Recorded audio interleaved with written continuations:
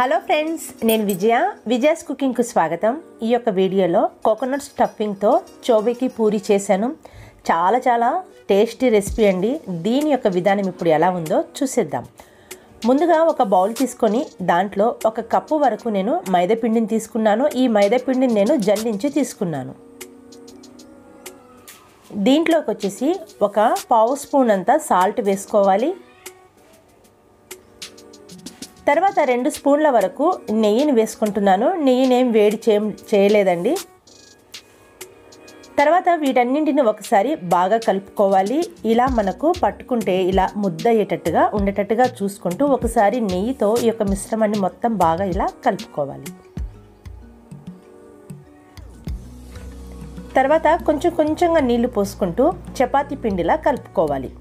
మరీ గట్టిగా కాకుండా చాలా సాఫ్ట్గా కాకుండా మీడియం మనం చపాతీ ఎలాగైతే చేసుకుంటామో చూయించే విధంగా ఇలా కలుపుకుంటే సరిపోతుంది. ఇలా కలుపుకున్న తర్వాత మూత పెట్టుకొని దాదాపుగా ఒక అరగంట సేపు పక్కన ఉంచుకుందాం. ఈలోపు స్టఫింగ్ని ప్రిపేర్ చేసుకుందాము. ముందుగా ఒకటి కొబ్బరి చిప్ప తీసుకున్నాను. తర్వాత దానిని తురుము పట్టుకోవాలి. నేను పెద్ద సైజు తురుముతోనే తురుము చేస్తున్నాను. ఇలా తురుము కనుక లేకపోతే డెసికేటెడ్ కోకోనట్ ఉంటుంది కదా, ఆ ప్యాకెట్ అయినా సరే తీసుకోవచ్చు. ఒక కప్పు వరకు ఒక బౌల్లోకి తీసుకుంటున్నాను. దాంట్లోకి ఒక పావు కప్పు వరకు చక్కెరను వేసుకుంటున్నాను. తర్వాత కొన్ని కిస్మిస్ వేసుకున్నాను. కొన్ని డ్రై ఫ్రూట్స్ని చిన్న ముక్కలుగా కట్ చేసి వేసుకున్నాను. తర్వాత ఇది వచ్చేసి గసగసాలు ఒక 2 స్పూన్ల వరకు వేసుకున్నానండి. గసగసాలు కనుక లేకపోతే నెయ్యిలో ఫ్రై చేసిన 2 స్పూన్ల వరకు ఉప్మా రవ్వ కలుపుకోండి. వీటన్నింటినీ కలిపి పక్కనుంచుకుందాము. తర్వాత ఇప్పుడు మనము ముందుగా కలిపి పెట్టుకున్న ఈ యొక్క మైదా పిండిని మరొకసారి బాగా కలుపుకోవాలి. ఆ తర్వాత వీటిని చిన్న ఉండలుగా చేసుకోవాలి.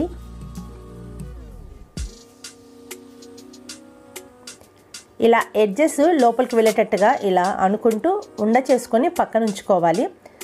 ఆ తర్వాత చపాతీ పీట మీద కొంచెం పొడిపిండిని చల్లుకుంటూ ఒక్కొక్క ముద్దను చిన్న పూరీలా ఒత్తుకోవాలి.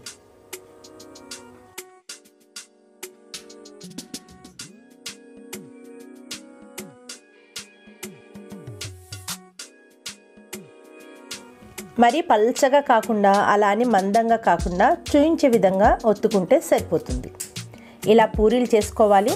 తర్వాత ఒక పూరీలోకి సెంటర్కి 1 స్పూన్ స్టఫింగ్ని వేసుకోవాలి. తర్వాత నీళ్ళ తడి చేసుకుంటూ అంచులకి వాటర్ని ఈ విధంగా తడి చేసుకోవాలి.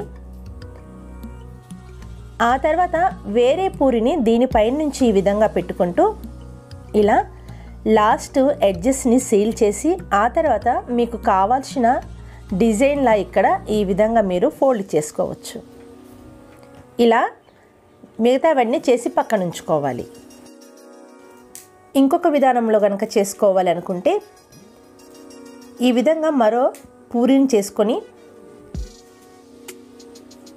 లాస్ట్ ఎడ్జెస్కి నీళ్ళని అప్లై చేసుకోవాలి. ఆ తర్వాత మనం ముందుగా స్టఫింగ్ రెడీ చేసి పెట్టుకున్నాం కదా, ఆ యొక్క స్టఫింగ్ని సెంటర్లోకి 1 స్పూన్ వరకు ఉంచుకుంటూ ఆ తర్వాత కజ్జికాయ ఏ షేప్లో ఉంటుందో ఆ షేప్లో మనం దీన్ని అనేది ఒత్తుకోవచ్చు. అయితే ఫ్రెండ్స్, ఇది వచ్చేసి ఇలా కజ్జికాయ షేప్ కంటే మనము పూరిలా చేసుకున్నాం కదా, ఆ షేప్లోనే ఇది బాగా ఫేమస్ అండి. ఇది వచ్చేసి చోబేకి పూరి అంటారు మేముండే దగ్గర అయితే.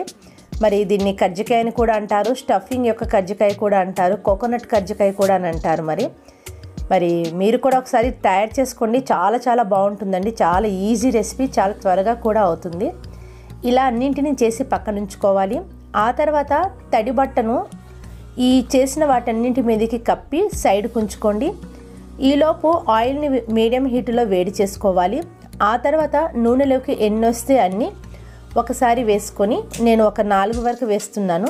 తర్వాత 2 వైపులా బాగా ఫ్రై అయ్యేటట్టుగా లో నుంచి మీడియానికి మంటను పెట్టుకుంటూ 2 వైపులా తిప్పుతూ మంచి గోల్డెన్ కలర్ వచ్చేంత వరకుగా ఫ్రై చేసుకొని ఆ తర్వాత తీసి ఒక బౌల్లోకి పెట్టుకొని కనుక సర్వ్ చేస్తే చాలా బాగుంటాయండి. చాలా క్రిస్పీగా కూడా ఉంటాయి. పై సైడ్ మీరు చూడొచ్చు ఎంతో క్రిస్పీగా, లోపల చాలా సాఫ్ట్గా చాలా బాగున్నాయండి. ఈ యొక్క రెసిపీ స్టఫింగ్ అయితే చాలా టేస్ట్గా ఉంది. తప్పకుండా మరి ఒకసారి ట్రై చేయండి. ఎలా వచ్చిందో కామెంట్ చేయండి. ఈ వీడియో కనుక నచ్చితే లైక్, షేర్ చేయడం మర్చిపోకండి. ఇంకా ఛానల్ని సబ్స్క్రైబ్ చేసుకొని పక్కనున్న బెల్ ఐకాన్ని ప్రెస్ చేస్తే నేను ఎప్పుడు వీడియోస్ పెట్టినా మిస్ కాకుండా ముందుగానే మీరు చూడొచ్చు. Thank you friends.